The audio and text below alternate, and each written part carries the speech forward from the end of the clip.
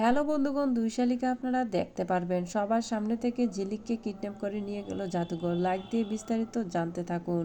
স্টেজে উঠে আখি ঝিলিক তাদের বাবা মার সঙ্গে কি হয়েছিল, তাদের সঙ্গে কি হয়েছিল সবকিছু সবার সামনে তুলে ধরল।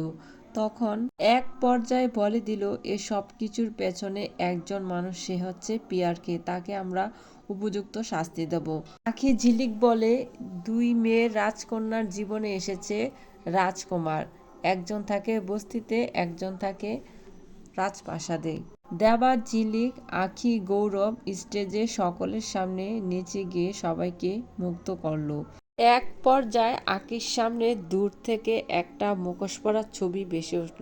আখিকে বোঝাচ্ছে যে তাদেরকে শেষ করে দিবে। তখন আখি ভয়ে সে জায়গায় আসে। ঝিলিক এসে বলছে কি হয়েছে।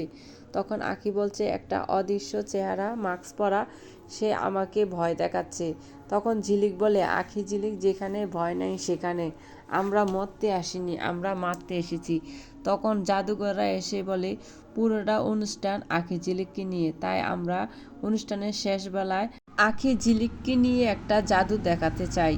আখি ঝিলিক যখন স্টেজে গেল তখন জাদুঘর ঝিলিককে বলল তুমি এই কাঠের আলমারিতে ঢুকো। তখন কাঠের আলমারি থেকে ঝিলিককে গুন্ডারা কিডন্যাপ করে নিয়ে যায়। তখনই আলমারির দরজা খুলল, তখনই আখি ঝিলিককে খুঁজে পেল না। তখন ঝিলিক ঝিলিক বলে সে চিৎকার করল। গুন্ডারা মুখোশ পরা সব এখান থেকে পালিয়ে যায়। তখন আর ঝিলিককে খুঁজে পাচ্ছে না। আখি কি পারবে গুন্ডাদের হাত থেকে ঝিলিককে বাঁচাতে? অবশ্যই কমেন্টস করে জানাবেন আর আমার চ্যানেলটি সাবস্ক্রাইব করে রাখবেন।